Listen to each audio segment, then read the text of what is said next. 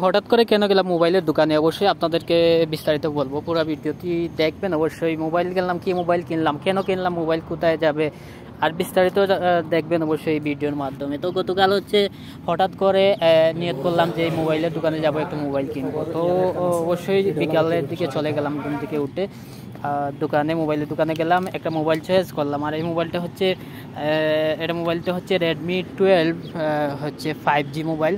তো মোবাইলটা অনেক ভালো, এর আগেও আমার সাথে অনেকে এই মোবাইলটি কিনছে। এই মোবাইলটি ভালো। আর এই মোবাইলটি কিনছি কেন অবশ্যই আপনাদেরকে বলবো।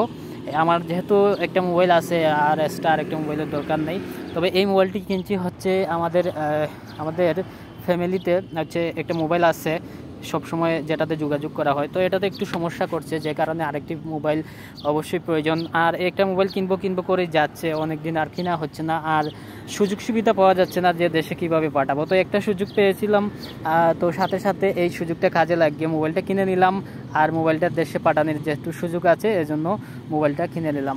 আরও কিছুদিন আগ থেকে মোবাইল পাঠানোর কথা, কিন্তু সুযোগ সুবিধা পাচ্ছি না, কাউকে পাচ্ছি না যে মোবাইলটা দেশে পাঠাবো, এমন কাউকে পাচ্ছিলাম না। তো হঠাৎ করে পেয়ে গেলাম, আর পরে মোবাইলটা কিনে নিলাম।